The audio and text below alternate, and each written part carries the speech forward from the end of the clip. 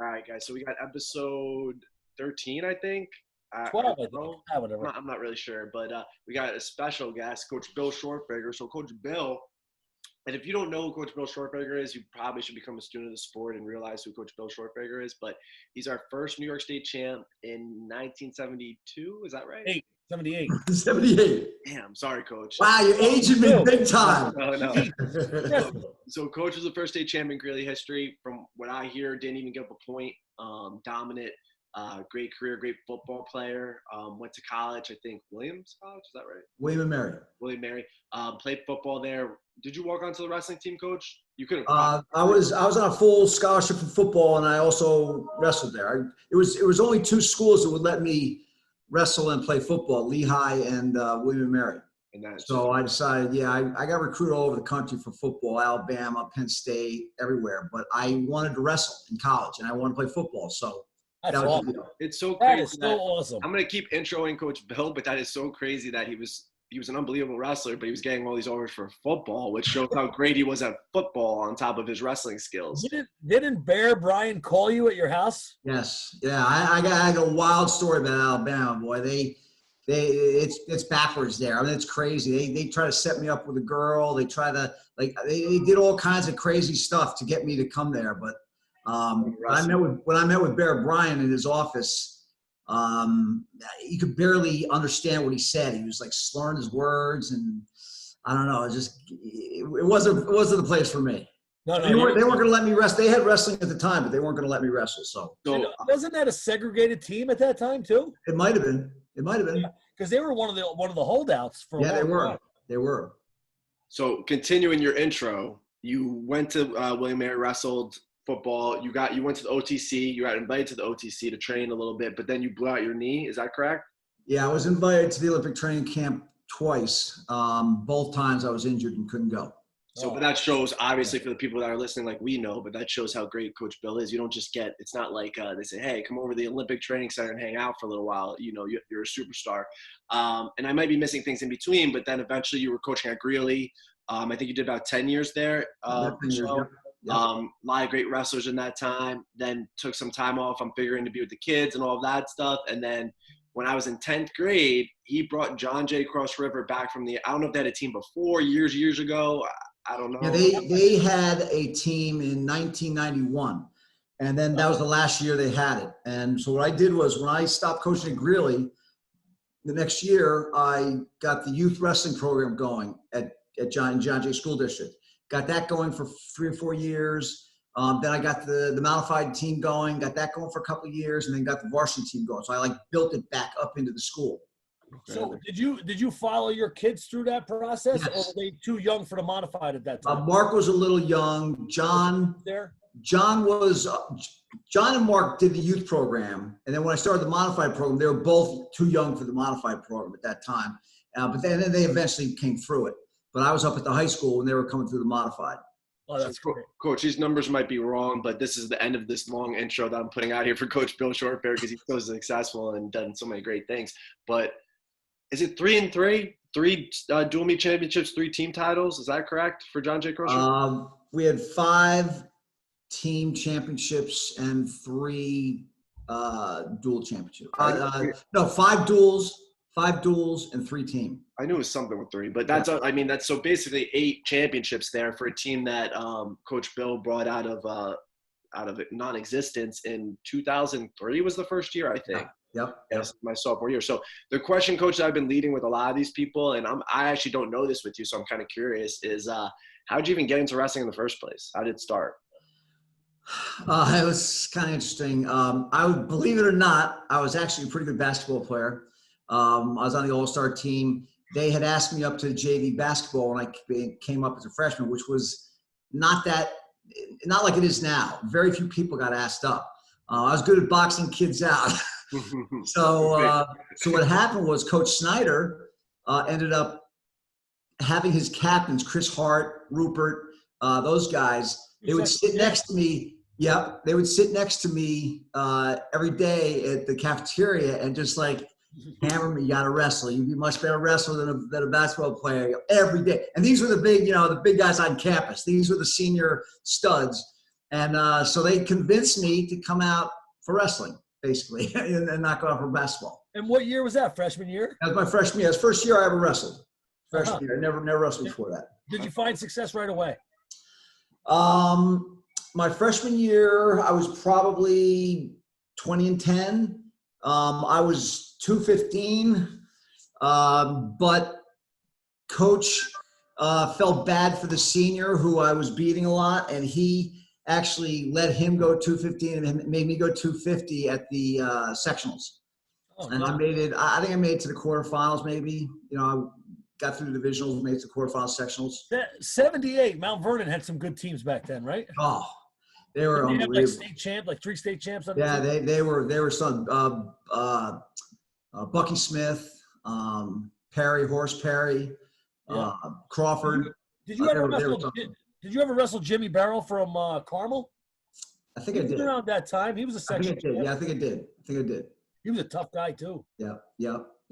In fact, Horace Perry, my junior year, I won the sectionals, and Horace Perry blew my knee out about 10 minutes before we were going up to the state tournament in Syracuse, and I couldn't compete at the states, and I ended up being out for 15 months.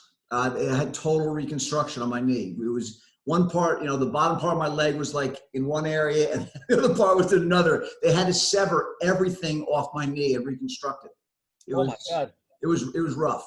Coach, I've heard some like folk tale stories about you, like when you were in high school, and I'm kind of interested. I believe them too, knowing you and knowing what kind of person you are, and knowing what kind of hard worker you are. I believe that they're true, but it's just they're funny stories. So ironically, Greg Scott came up like a week ago or whatever, and he called me. He's like, "Hey, are you around?" I'm like, "Yeah, come by." We talked for a little while, and I told him we were doing this series. I'm like, "We're gonna interview Coach Bill." And he's like, "Yeah." He goes, "I heard," and this is what Greg said, so you refute it if it's true or not. This might not be one of the craziest ones, but to me it's hilarious that you would go to like parties here and there, but you were so dedicated in what you were doing that you would show up to these parties, and you wouldn't be like drinking beer and doing whatever. You would show up to these parties with a gallon of milk. Is this a fact? It's true. Yeah, I was trying to set the tone for the football team, the wrestling team. I played baseball. I threw the shot and discus and track. And I've never had a drink in my life. Alcohol's never touched my lips. Wow. That's just the way I've always been. My dad was that way. I just, I knew it wasn't good for me. I knew I couldn't max my performance drinking, so I didn't do it. And I tried to get the other people to realize that. Go and do what you did. That's great. To me, though, you know what I love about that story? Not only like an awesome athlete like Coach Bill showing up to a party, probably big and burly and strong. He's got his milk and the guy, but like the fact that he still like talked to Bill, he still hung out, but he wasn't going to get peer pressure into what everybody else was doing. He was like, I'll do my thing. You guys can do your thing, and we'll figure it out. But I got hassled a lot. Guys would get on me. But after the fact, after we graduated, they all came up to me and said how much they respected what I was doing and the message that I was sending. And but when you're in high school, they're busting your chops. Of course. Yeah. And the weightlifting thing, I heard about how that weightlifting wasn't a big thing in like 78, 77, I guess. Like, and you had weights in your house and you were lifting and you were like the first guy to kind of get that going around here. Yeah, I actually took wheels, had them welded with poles on them and made like decline benches, incline benches. I made all my equipment because there wasn't really a lot of stuff out there. And I started lifting when I was probably freshman and sophomore year and really got into it heavy. I was putting up a lot of weight. Now, is it true that you used to run from your house to practice? Yes, I would. I would run. I would put bricks in a backpack, and I would run down Roybrook Road, up through Reader's Digest, down Annandale, around there, come back to the high school. Coach Southerton would meet me at the high school in the morning, turn on the showers for me, and then I would shower and go to school. You know what's interesting, Coach? I think about this too, is like, we have some motivated guys now, right? Yep. Not maybe to Coach Bill's level, but some like a J.F. Ferrer worked like a dog. Like that kid. 6:30 every morning. Yeah, all that stuff. But Aaron Walk used to run the practice. Yeah, but Jacob and Aaron had the opportunity of things like flow wrestling. They had coaches like us, clubs, and people saying, "Hey, do this, do that. Why don't you try this? Why don't you try that?"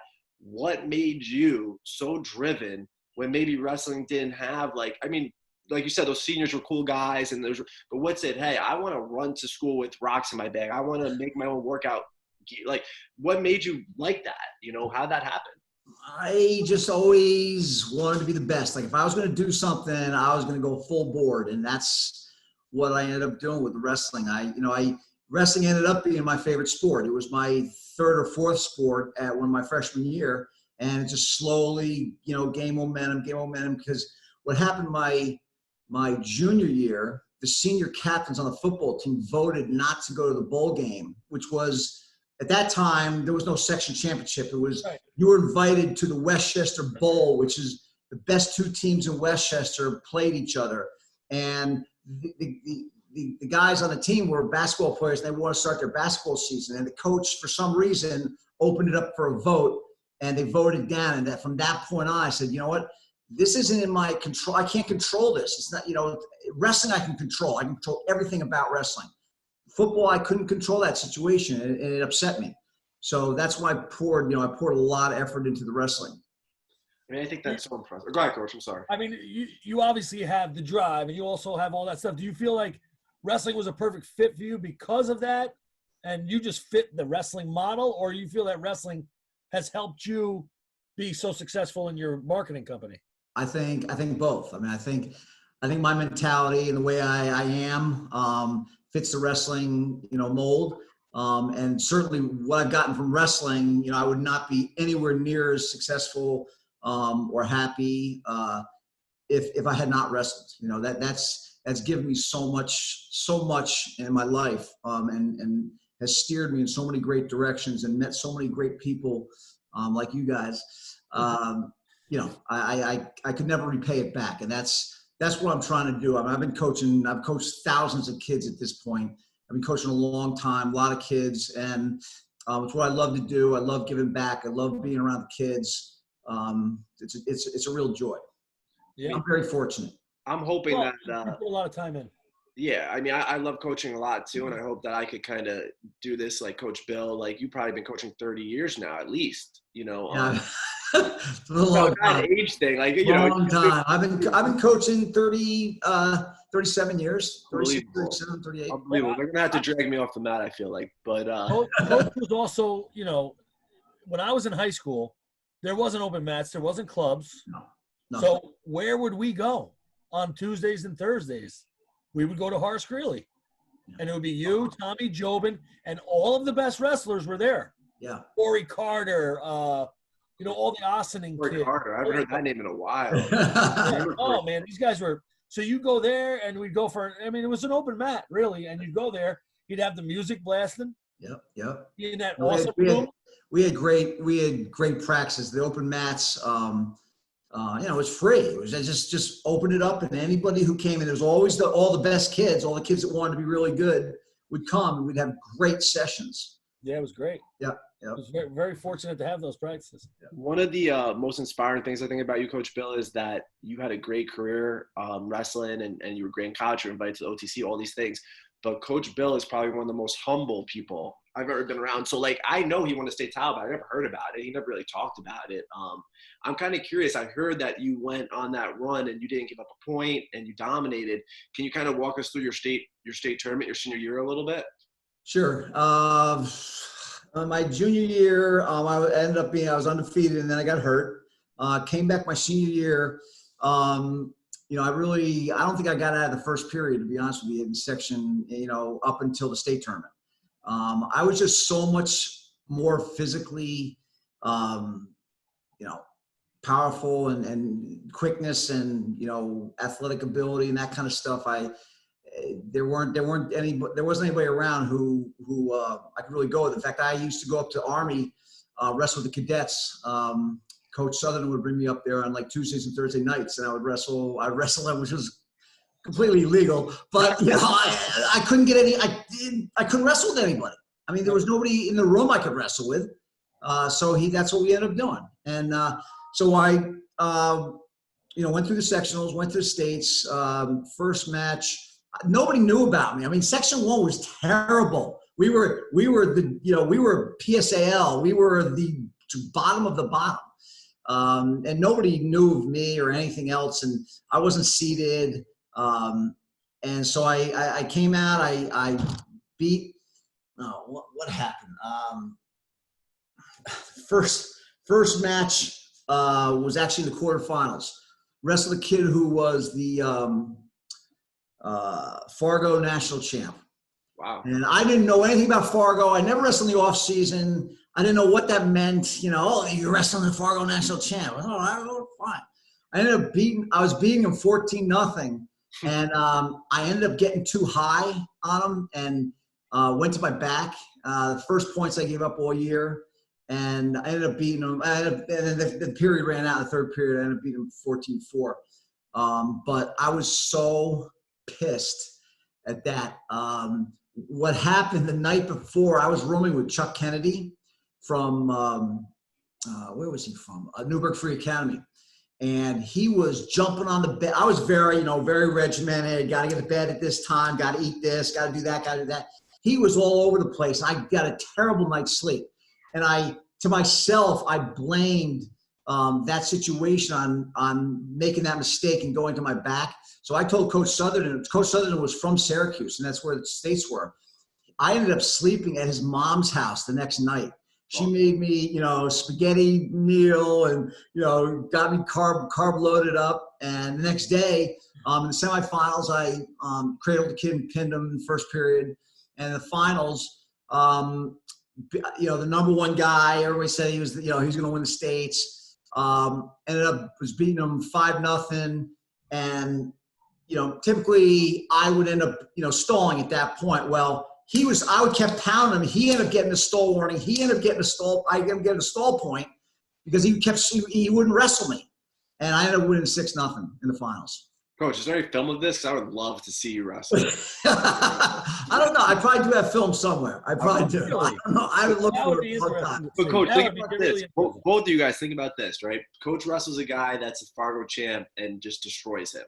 If there was a such thing as like Flow Wrestling or something like that right now, that'd be the headline story. Like Fargo national champ goes down 14-4 round 1 of New York State tournament. Like that's crazy. Like, but people, because wrestling media wasn't the same and technology wasn't the same. Sometimes, I guess it goes. You didn't know. You didn't know. Yeah, I mean, certain hotbeds in the country, I didn't know.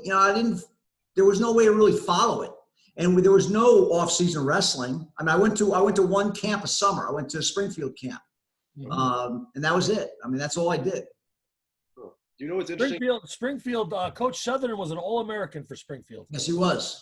He was the only guy. He's the only guy I could wrestle with. I heard we used to go at it. I mean, I broke his ribs. He broke my nose. I mean, it was tough stuff. It was tough. I always liked Coach. He was always, even when he was kind of towards the end of his career and he probably wasn't into coaching as much anymore. He was always very nice. I always liked him. Yeah. Like, He's a tough guy. I like that. I liked tough guy. He kept telling me not to hang my head, over. I would like kind of hang my head over the side. I wouldn't put it on the midline, the back. Bow, he would pop me in my nose with his elbow. Would come up with inside stand up. He ended up breaking my nose twice. Did he do it like the week before the tournament? Yes. Yep. Well, that's a similar story. I gave Sky stitches right before the state tournament, but we were just drilling, and he was a goofball and put his face into my knee. It happens. It happens. I'm not going to take blame for that one. So, I mean, hopefully we're not missing anything, Coach. We'll go back to your wrestling career, too, a little bit. We'll go back and forth. But now, you graduated. You went to college, played football. You went to the OTC, but you unfortunately got a couple injuries. Did you choose to get right into coaching at Greeley right away, or was that like an in-between period before that? How did that happen? I started coaching at Greeley the year I got out of college. I started coaching at Greeley. I was assistant coach to a guy named Bill Pompa. Yep. And then I was the head coach the next year. So my second year, I ended up being head coach. Wow. It's me, my first year out of college, too. I was right back at Greeley. Yeah, right. There's some pictures of you fresh out of college. You had those nice fancy shorts on. You like those? You like those legs? Pictures. You like the legs? Yeah. I have all those pictures still. You do? All right, I have them in a box. Yeah, we got to get them in our new wrestling room. We got a new wrestling room, way smaller. They took all the stuff down at you. I know. Shame. But what can you do? Progress. You think? No, I don't. No, I don't think so either. I don't. No. But I feel like they got this beautiful weight room. The kids are using it. I mean, weight room's nice. But I feel like Coach Swertfager is the type of guy that during a pandemic like this, you wouldn't, we wouldn't need that state of the art weight room. I feel like Coach Bill's the type of guy that would be climbing a tree and picking up rocks and getting it done.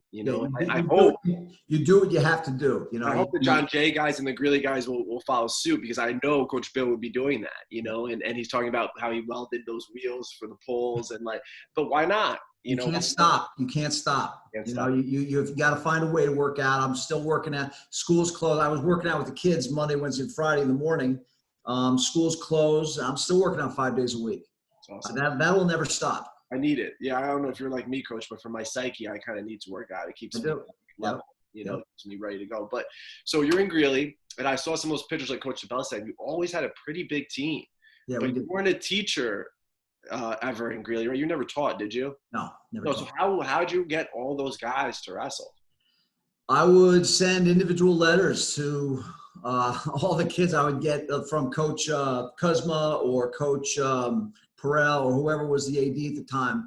I would get the addresses of all the boys in high school, and I would write a letter to them and try to convince them to wrestle. Awesome. And I would get, I got 30, 35 kids out every year. I remember wrestling one of your guys in the Super 16 finals in Carmel, CJ Sylvester. Oh, yeah, CJ. I was a sophomore. He was a senior. He tuned me up. CJ was great. Great wrestler. Boys back then, they were good. Yeah. Those are some good teams you had in the Greeley was on the verge of not having a team. I mean, it got really bad when I came back from college. They had, I don't know, very few kids on the team. And it took a little while to build it back, but we got built it back, and we became a respectable program. 100%, yeah. And then you went over to John Jay and you guys are well, we'll get to John Jay, because John Jay, to me, I think is like super interesting how Coach did that, and why he didn't stay with us. Yeah. I still bleed orange and blue. Come on. I know that. How many times have I asked you to come back? Plenty of times. I've coached with Coach Bill Swertfager. He probably doesn't even remember, but for some of the kids that are watching, and I talk about this all the time, I said in another interview, but I wasn't doing the right things in college, not drinking or anything like that. But, when Coach Ryan left and went to Ohio State, all the older kids stopped going to class. So me being an idiot, I'm like, oh, they're not going to class. I'm not going to go to class. But I wasn't missing a workout, but I was missing class, and I ended up getting kicked out. And right away, Coach Bill, I don't know if Coach reached out to me or John had something to do with that. I don't remember how it happened, but I ended up coaching with Coach, not really coaching. Like Coach was coaching. There was an assistant coach. I think Pat was there at the time. Pat Spirelli? Spirelli was there. Yeah. So it was Coach Bill and Pat Spirelli, and Coach got me on staff to work out with Greg Scott and Kyle Freed. Yeah. That's right. And it was awesome. It was a great experience for me because I got to wrestle and get better. But at the same time, I got to be around somebody like Coach Bill and kind of learn how to coach and what he did. And it was a really cool experience. But yeah, so when let's I guess we could jump to John Jay. So when they became a varsity team, it took a little bit. My sophomore year when we wrestled you guys, I think we beat you guys up pretty good. But then by my senior year, you guys beat us. And we had Greg, me, and Burke at the time. So we were right. a team, and it was within 2-3 years, you guys were already on that trajectory of hey, we're here now. Was it different than Greeley? What was the experience kind of getting in there and getting that program? Wasn't really different. I mean, I was older, probably a little smarter with some of the things I was doing. I have gobs and gobs and gobs of lesson plans and practice plans, and I got a very we got I call it the John Jay wrestling system, and what we do and how we do it, and just the way we go, the way we work, and it seems to work. We I always try to tell the kids I try to get 2 years of experience into 1 year. That's our thing. I jam with tons and tons of competitions. We work like crazy in the room. We don't do a lot of conditioning. I condition through wrestling. Hold on, Coach. I'm just taking notes. Hold on. Yeah. Keep going. A lot of guys spend a lot of time, sprints and this. And that. We don't do that. We just wrestle. You only have so much mat time, and you got to use that mat time to wrestle. If they want to run and do sprints and do whatever, lift and all that stuff, do it on your own time. When it's practice, you're on the mat. Yeah. What'd you say? I learned that from you. Yeah. Well, you know what I was going to say, which is interesting, is that I've been out of the college game for probably almost 10 years now, but like, coach has been coaching for a really long time, and he's like, it's just wrestling is wrestling, right? To a sense, right? Like, I came out of college. I'm like, no, we shouldn't be doing all this conditioning, all this stuff. Wrestling is your conditioning. But coach has been coaching for over 30 years, and he still has that mindset. I feel like, if you know what you're doing, you know what you're doing. And, Coach Bill, I was very impressed. He has 3 tournament titles and 5 dual meet titles. But the way they were peaked this year, John Jay, they didn't have probably the best season. They were okay, but they didn't have the best season. But they came to wrestle at sectionals. We wrestled as good as we have. I mean, my kids wrestled out of their minds in the postseason, and we always try to peak. We always end up doing better in the postseason than people think we're going to do. But this year, I had guys seeded 8th, came in 3rd. Guys seeded 6th, came in 3rd. It was like, whoa, what happened? What did we do? Whatever we did, we got to do it again. Coach, I noticed it. I knew you had some good guys on that team, but I was like, man, they are coming to wrestle today. I like watching them. And what's interesting to me is you said you've been coaching 37 years, Coach? Yeah. So like some people say, and it's like a negative stigma in a sense where like, oh, these older guys got to go. That's not true, right? If you care about the sport and you're still working your butt off, you could be an unbelievable coach. And I think John Jay, they didn't win the sectionals, but Fox Lane was stacked. I think John Jay probably had the best tournament. Yeah, that makes sense. We had every single kid wrestled above their seed. And that's the best you could do. I can't ask a kid who's seeded 16th to win the tournament, but if he comes in 8th or 7th, he had a great tournament. Great. We always try to beat our seeds. That's the thing. Beat your seed. Always. That makes sense. I love it. I love seeing it. I remember talking to Coach Bill a little bit at States about it. Like, I love seeing a team that works hard and then they show up when it matters. I think that's the most important. What would you say, Coach? How do you keep kids engaged through a long, hard season? Because sometimes, for us, for example, like in November, everybody's pumped up, ready to go. And I always tell them, I'm like, hey, this is great. You're doing a great job. But in the middle of January when it's 25 degrees out and snowy out, I want that same energy when you walk in this room because it's not easy. It's not easy to keep that same energy. Is there any ways that you try to keep that energy up and keep them excited to be there? What we do is, first off, we do not wrestle over the break at all. The day school ends, we end, and I see them January 2nd or January 3rd. And I firmly believe that is one of the main reasons we do so well in the postseason every year. They're just not burnt out. They're fresh. When you come back, you have 4 weeks left. Now, mentally, physically, they need a break. Wrestling is tough, in all the different ways. So that has really helped. And then what we do is we start cutting practices back. The practices get more intense. And the volume comes down, the intensity goes up, and we go from 2 hours, which is our normal practice time, then we go to an hour and 45, an hour and a half, an hour and 15, an hour. When we're heading into sectionals for the last week, we're going for an hour. That's it. We're going hard. We're going really hard. But kids get banged up. It's that time of the year is tough. I want to keep them fresh.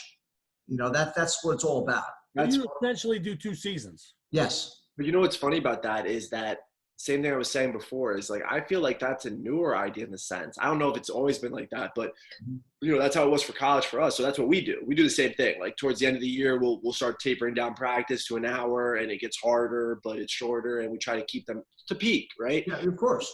But it's interesting that Coach Bill's been doing this for so long and he's still right on top of it. Even more so with taking that week off during winter break, which we really don't do. But I love the Oswego tournament, but maybe we could take a break after Oswego because it's a great tournament. But I've learned from the Brands. I've learned from Sanderson. I follow these guys. I read their stuff. I find out. I talk to them. I find out how they're peaking their kids. We do the exact same thing the colleges do, and I tell them every year. I said, what Oklahoma and Iowa and Penn State and all these guys are doing, that's what we're doing. I try to run the program like a college program, and I tell the kids. It's the best that you do that, and to me, it's great. I feel like, and Coach, you would know better than me, Coach Bill, but I feel like a lack in our area sometimes. Some people aren't students of the game, right? Like you're a student of the game. Like I was Like, listening who's to Dan Gable?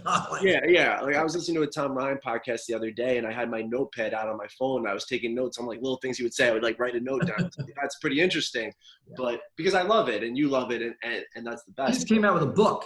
I'm gonna get it because I'm gonna get it too. I tried to find it on Amazon. It's not on there yet. it's out now though. If you go to, it is? I didn't get it yet, but if you pre-order it, it said that you get, and this is cool about us, you get like the Dan Gable training plan that they gave when you first went to Iowa. You're allowed to read it or whatever because he took the last copy. Dan Gable. I'm right. That is fun. I'm curious to look at it because it's probably really interesting. But I want to like, before I forget, because Greg Einfrank brought this up. And he was like, when Coach Bill comes on, you should ask him this. So I have a baby now, he's 5 months, and I want him to wrestle, right? But I don't want to be overbearing. I rather like, coaching at the club, and I have a lot of people I've coached now in my short career, I guess. Sure. I would rather them coach kind of in a sense. But you coach Johnny and Mark. Like how was that like dynamic of coaching your sons? Yeah, it was tough. I would rarely be on the mat when I would always have the other coaches kind of coach them. Now I would definitely keep my eye on what was going on, at the corner of my eye, but I tried not to get too, emotionally involved. It's hard. I mean, it's hard. It's your flesh and blood is out there. You see them, getting beat up or getting twisted around, and you wish you'd go out there and help them, and you can't, and they have to fend for themselves, just like you did. And it's, I enjoyed it. I never had a problem with it. My boys, they did very well in wrestling. They were all 3-sport athletes, and I was, I'm just happy that they stayed with it and got what I got out of it also. Yeah, well, now Johnny's a coach with you. Is that a different dynamic? Is that fun too? Is that like, is it fun? Oh, it's a lot of fun. It's a lot of fun. It's a lot of fun. He's crazy. He's crazy. Is Mark coaching with you too sometimes? Yeah, he coaches sometimes. He's very busy. That is a very busy time for us. And the worst time of the day for him is 4:00. That's when all the stuff has to get out UPS, and it's hard for him to get over there. But he does get over there, and he helps out. Yeah, Mark was tough too. Both of them were tough. Mark was tough. What about Teresa? Played Division I softball for the Gators, right? Florida. Yeah. I miss going down and seeing her, man. Yeah, that was I caught a lot of those games on TV, man. It was a lot of fun. Yeah, it was great. Well, Mark and Johnny were great baseball players too, if I recall. Yeah, they both got scholarships to college. Played baseball. Mark was a catcher. John was a pitcher. Mm-hmm. So they both played in college. They played all the way through. It's hard. A lot of kids bail out of sports when they go to college. It's hard to finish up. But I was very proud of my kids. They all went all 4 years and finished up and had great experiences. Well, they're all great kids. I don't know your daughter as well, but your sons are awesome kids, and Coach is the man, coaching, mentoring kids, and his own kids are unbelievable kids too. I wanted to talk about two though before I forget, because there's so many thoughts on my mind when I'm talking to Coach Bill, because there's so many ways you could go with this, but club wrestling, right? And this isn't, I'm not trying to cut a promo for Empire or GPS or anything like that. It was, to me, what's impressive is Coach's, he wanted the kids to get better. There was no like pushback of saying, hey, some coaches back when I was in high school were not as happy about club wrestling and the idea of it, right? But Coach Bill hired, John was his modified coach for a couple of years. A lot of those guys were working their butts off there. And then you had a guy like Connor Melbourne, who was a great wrestler, but he went to GPS and trained over there, but he got a lot better too. What's your take on that? Like, is there a place for it? Should kids be training? Like, absolutely. I mean, I'm a big proponent of playing a few sports. I really believe that. I don't like kids focusing in on one sport. I know other people have other opinions of that, but my kids wrestled some in the off season. They're mainly playing baseball year round. They played hockey year round. I mean, they try to do, they did a lot of things. And the club, I think club's great. I encourage all my kids to go to club. I don't care where they go. They just need to get on the mat. Just get on the mat and get some competition and wrestle. That's what it's all about. Yeah. I mean, and you know, and Coach Bellis knows that obviously I work at Empire, right? But when Matt Schreiber came up to high school, he was at GPS first. And I never said, hey, you know, leave that club, come train at Empire. I was like, hey, I'm happy you're training. Now he decided to leave and go to Empire because all of his teammates were there. And it just it happens like that. Yes, of course. But, no, but you have opportunities. I mean, there's so many opportunities to get better. Like, take advantage. Like, I think it's a different time. And that, to me, and Coach Bellis, maybe you agree with this, to me, it shows how impressive Coach Bill's career was, because those opportunities weren't there. And he was still like, you know, it's just a different time. There's so many ways to get better. Like, take advantage. If you want to get better nowadays, it should be no problem getting better. Yeah. I mean, I don't know if I told you this, Coach Bellis, but was it last year or 2 years ago? John Jay was rebuilding a little bit. They lost like the Evan Franks and the Connors and some really good wrestlers. And Coach Flahan, Coach Bill, and Johnny, 3 days a week or whatever, were taking turns on who was going to go to practice to make sure that they were at practice. And I found that to be awesome. Like, off season. Yeah, and Coach Flahan's the man. Like, I already knew Johnny and Coach Bill were the man. I already knew they were great. I didn't really know Coach Flahan. And at the time, I was like, man, this guy's really impressive too. Like, I really like him. Like, I liked what was going on. I thought you guys have, you know, great – obviously, I knew you already had a great culture, but to see it kind of happening like that, I thought that was interesting. Yeah. It seemed to work. It seemed to get the kids there. And, you know, it's hard. You know, it's hard. The kids are involved in so many things now. You know, and it's hard to get them there. You know, they got to want it. They got to, you know, you can lead them to the water, but you can't make them drink it. You know, and you know, we've always had a lot of kids going to clubs, but you know, like you say, it wanes. You know, during the summer it starts going down, and the kids aren't showing up, and it's a little bit frustrating. But you know, it's their lives. It's true. So, Coach, you know. You're a very competitive guy. How do you manage to deal with being the second best coach in your house? You're killing me, Coach. No, I mean, Diane's off the charts. I mean, she's Diane's, like winningest coach in Section 1 history, you know, in volleyball. And she's, you know, we go back and forth with philosophies and strategies, and it's great to bounce things off. I bounce things off her. She bounces things off me, and we're both very, you know, very competitive and want to do the best for the kids, and, you know, love the kids. And it's a good thing. It's a good thing, not a bad thing. I feel like that would be a great thing. Like, if Karen was like that, then and she understands. You would understand. You know, she understands why I'm not coming home on the weekends and why I'm out, you know, all the time. And because she does the same thing in the fall. Now, you know, a lot of coaches have problems with their wives because they're not getting it. They're not getting the commitment and how much time it takes. And yeah, get your wife in here. What's crazy is that Karen loves it. She's super supportive, but it would be cool to, like, for her to understand exactly what's happening. You know, right.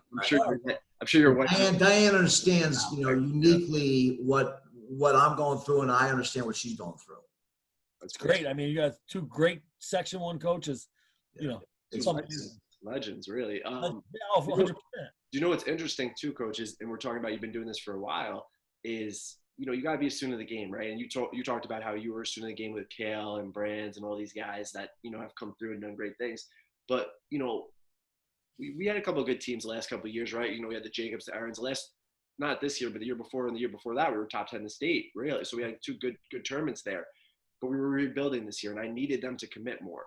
So I don't know who told me, but somebody told me that every year at the end of the year, you have end of the year meetings with individuals. Mm-hmm. I'm like, you know what? We need to do that too, because then I could really, like, put on pen to paper, like, this is what you said you want to do. This is what you said your goal is. How are you achieving this goal? So, like, you know, I'm still, like, I learned from Coach Bill a lot when I was with him for that semester. I learned when I was an athlete going to his open mats on Mondays. I think he used to have them on Mondays. I used to I used to wrestle with Coach Pat a lot. And now as a, you know, 33-year-old, 10-year-in coach, I'm still stealing off Coach Bill. You know, and I will continue to do so until he decides he doesn't want to. I freely give, you know, anything that I do. I hope all coaches, you know, if they can find success with things that I've, you know, come up with, or things that I do for my program, I'm glad to I'm glad to share it. You know, we do meet with every kid at the end of the season. We go through, you know, how they felt like the season went, what the funnest thing was that they did, what their goal is for next year, what they're planning on doing to hit their goal next year, what's going to happen if they don't do what they say they're going to do. So we have, you know, if you do what you say you're going to do, that's one goal. If you don't do what you say you're going to do, here's what's actually going to happen. And we make a huge chart. We put it up in the room. Everybody sees everybody's goals. You know, so if you say, hey, I'm going to be a section champ, all right, well, everybody sees it, and you better be doing what it takes to be a section champ, or, you know, we might change that goal. And what we have, we change, you know, hey, look, you're not doing it, or you're doing it. You're going to, you know, you think you're going to make all section. I think you're going to be top 3.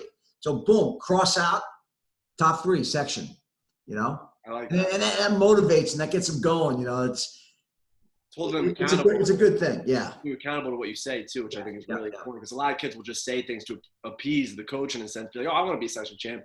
But do you really? Do you understand what that takes? I want to be a state champ. Do you understand what be a state champ? Yeah. Like you're not. Yeah, we get it up in writing on the wall, so there's no, you know, there's no question about what was said and what happened. And we meet as a group. Like I'll bring all the freshmen in. We'll go around the room. We'll go through all the goals and the dreams and what they plan on doing. And everybody in the room actually says what they think that person should be able to do. So it's kind of a group thing where they're all saying, yeah, I think he can come in top 3 of the JV sectionals next year. You know, that kind of thing. And it seems to work. It seems to motivate them. Oh, it's definitely. I could see it being very motivating. This is a funny question, but I'm just curious. Do you remember Coach DeBellis when you were coaching, when he was in high school a little bit? No, I don't think we ever crossed paths. Oh, well, you know what? You might have. That might be between Greeley and John Jay.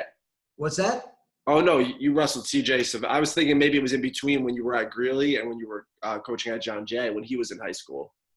When I was in high school, you're 92, 91, 90. I wrestled.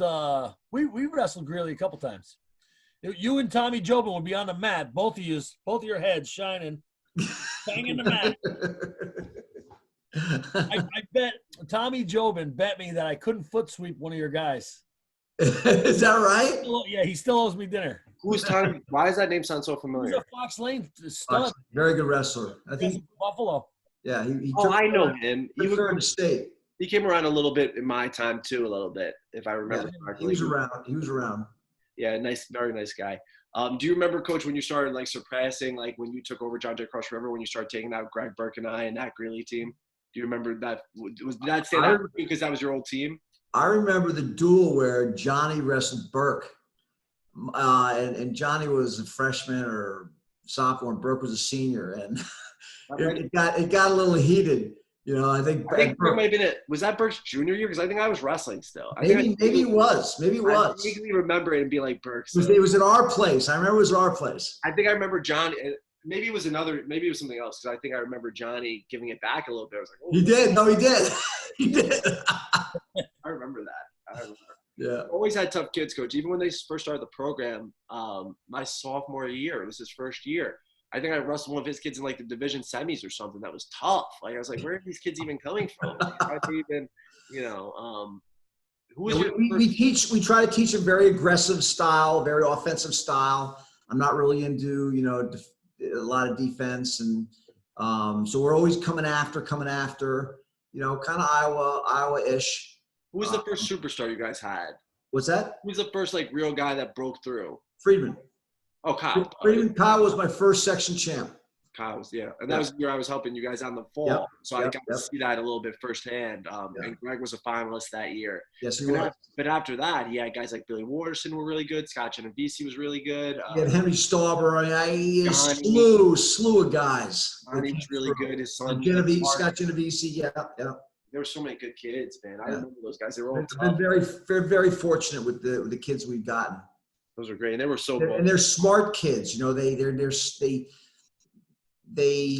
can think out on the mat, you know, and they have strategies and they have game plans, and they just don't go out there and wing it. Yeah, no, they were great. That size too. Gets-Eyes were great. You had about 20 Gets-Eyes. Yeah. The Albanian connection.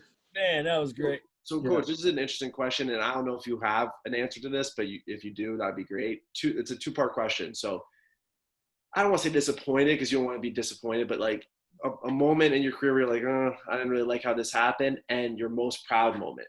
Like, there's, a double-edged question. Like, was there a moment where you were kind of like, this didn't go the way I planned it to go? And was there another moment? Tell them that one. And was there another moment when you were like, I love coaching. I'm super proud right now. This is my proudest. And for a career of 37 years, that's probably hard, but I can tell you the toughest moment was, I think it was Johnny's senior year. We were stacked. I mean, I had the old time coaches coming up to me and saying, this is the best dual meet team. We always were very proud of our dual meet, the whole team, not just, we weren't about individuals. We were about the team. And that's, the dual meet championships means way more important to me than the individual championships. Cool. So we always try to put a great team together. We had a phenomenal team and up and down the lineup. And we were harping on, we were going to beat the point total, the all-time point total, the sectionals,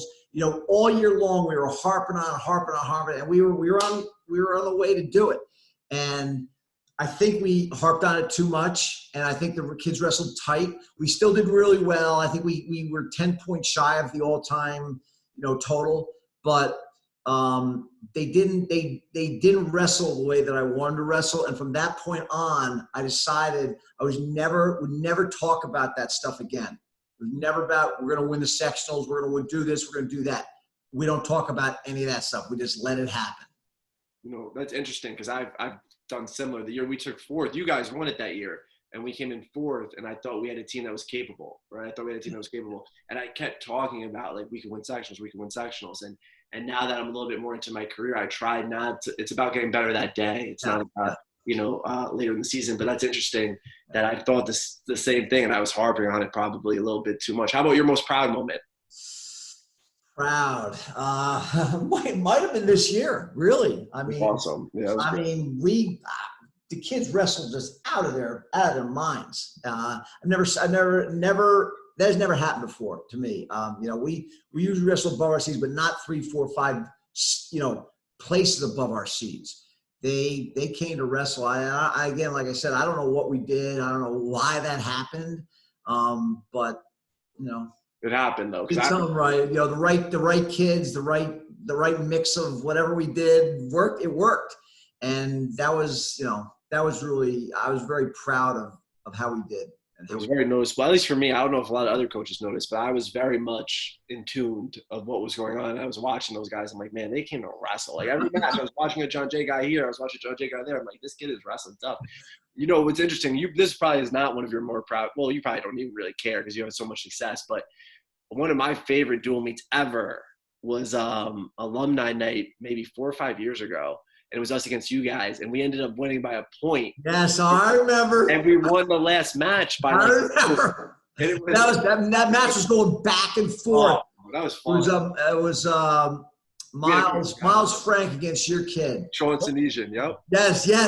It was like they were flip-flopping all over the place. It was a good crowd. It was a good crowd. It was fun. That was a lot of fun. That was huge. Oh my God. Yeah, I think you were a little bit, happy that you were. I think you were mixed emotions, but you were. I was happy for you guys. I don't really, wins and losses and whatever. I don't really, that doesn't turn me on. I always schedule the toughest schedule I can possibly go. I'm not trying to, build my wins or do any of that kind of thing. I just want what's best for the kids. And I was so happy for you guys that night. And when we win or when we lose, and I tell the kids, I said, I don't care whether you win or lose. I really don't. I could care less. I just want you to wrestle well. That's it. Just improve every day, wrestle well, wrestle to the best of your ability. That's it. That's what more really can I ask? Yeah. And for the people that are listening, that was, we might have got a 1-point win there, but Coach Swertfager and John Jay was on their way to, I think, a 3-peat after that. Or something along those lines. So we might have won a little battle, but they won. They could. That might have been the only time we won. Yeah, Dante's got a lot of wins on us, but that was a fun. It was just a. That was great. It was a great night. It was a great night. Fun atmosphere. We gotta get back. We got to duel again next year. Yeah, we do. Coach, do you notice? And this is not a slight at Coach Cleo. He was a good guy to me, or it might be not better. I don't know, but do you notice a difference maybe between the Greeley program now compared to maybe 10, 15 years ago? Is there any differences going on? A huge difference. Oh yeah, the energy, the quality of the kids that are coming out of there. It's it's night and day. That program is going up and down, up and down, up and down. And you guys are doing a tremendous job. I mean, absolutely tremendous with the program. And, like I said, I'm trying to steal off Coach Bill as much as I can. So, well, the kids are very fortunate to have you guys as coaches. How many times have I called you and asked you? A few. I have two guys I call. I call Bill Swertfager, and I call Donnie Blaine. He gives me an answer that is by the book, and Bill always says, "Oh yeah, you could do that." Yeah, no problem. Do it. Go for it. 1 minute. It doesn't matter. So I love the way that you do it. You do it all for the kids. You're a selfless man. You've been doing it forever. It's just really an honor to call you Godfather. Oh, thank you. No, Joe Musso is retired, so now you're the. Listen to me. So now I have that, right? I know, again, no slight to Coach Musso. He's the man. Like I love seeing that guy. He's still at all the tournaments and stuff. But to me, nobody personifies that more than Coach Swertfager. Like, yeah, Coach Musso won Section 1000. He was a great coach, but it's just different. I don't know how to explain it. Like how Coach runs the section practice and everybody respects him. Right? I don't think I've never heard anybody say anything negative ever. So like I feel like there's something about a person. If you could be coaching for 30 plus years and I've never heard a negative word about you, you're doing something right. I try to run the best program in the country. Not the most successful, not the most wins. Just I want to run the best run program in the country. That's what drives me, to do what I do. So far, we've done all right. Done great. Is coaching your favorite thing, you think? Is that like? Yeah, I love coaching. Yeah, I love coaching. I don't know about you, Coach Sabels, but I love my job, and I love, my hobbies, whatever they may be, which is pretty much wrestling anyways. But, I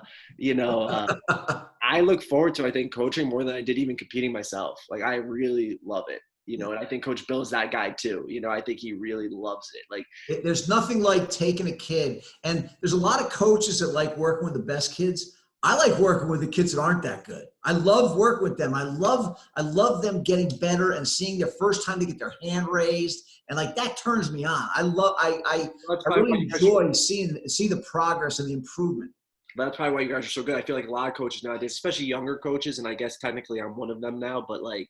I'm working my way out of that range, I think. But everybody wants to be the big shot. Everybody wants to be in the big match. Everybody wants to do all that stuff. But you can't develop a program without that guy that's not there yet, right. And you get him there. And, we had Coach Sabellis, Oliver, and we talked about Oliver in a couple of episodes already, but he's such a good kid. And he had 0 wins. He started wrestling as a sophomore, had 0 wins, 0. Like went 0-25. I know. Here he went like 20-16 or something like that. And to me, that's almost as cool as like, I mean, I can't compare it to Aaron winning a state title because that was pretty cool, but like, it's so cool to see somebody say like, I'm into this. I'm going to do the best I can. And look how much I improved. I love that. And look what that did for that kid, and the self-esteem and the everything that he got out of that, is priceless. Yeah, it's great. It's great. So, Coach, do you think you'll continue to do this as long as you can do it? I think so. That's the plan. I hope so. That's the plan. I have no desire to retire. Obviously at some point I'm going to have to, but I don't see it anytime soon, though. Yeah, no, that's the plan is not to retire. The plan is to keep going. And A-Rod said to me until I can't do it anymore. Well, that's pretty much what A-Rod said to me, and these are two of the best coaches, And A-Rod wasn't a wrestler. I don't think A-Rod was a high school wrestler or anything. He just, got into it and loves it. But the kids love him, and that's important too. Like the kids love and respect Coach Bill. That's important. And I talked to him. He might be retiring from teaching soon. And I'm like, well, you're not going to retire from coaching. And he looked at me like I had 10 heads. He's like, no way. And it's just a different, when you're that person, I feel like you don't want to. And you're doing a great job. Like you said, one of your most proud moments was your 37th year. Right. So who knows? In the 47th year, you might have. I just can't remember farther back than that. There's so many. It's probably like impossible to remember everything. But Yeah, it's the best. Coach Bill inspires me on many levels. I love how he does the Section 1 practice. I love how his kids respect him and listen. I love, I think Greeley and John Jay are similar in the fact where we are a family. We still talk to, like we've been doing this series, like I told you, Coach, and we have kids graduated, 10 years ago that are coming on, talking about their fond memories, and we're still in contact with them, and it's great stuff. Yeah, and you guys are like that. You guys are where we kind of get it from. So, I wish more programs, because like you said, winning's great. I want to win. But at the end of the day, it's about the kids. And I kind of wish more programs had the same mindset maybe as us, about making the kid the best version of themselves no matter what, win, lose, or draw. And I think everybody would be better off if that was and the success comes, if you focus on the other stuff, the success ends up coming. That's a byproduct. That's a byproduct of caring about the kids and spending time with them. I feel like I've heard Coach Bill say a lot of things through the years, and I just say them, and I don't realize I stole them from Coach Bill because I've said that same exact line before, and I feel like he's probably said it, and I probably noted it in my brain and put it out there because that, to me, that's 100% it. Like if you're doing everything right, if you're working hard, you're a good kid, you listen to your coaches, you're good with your parents, and whatever, success should come. What else could you do? Go to a party with a gallon of milk. You're good to go.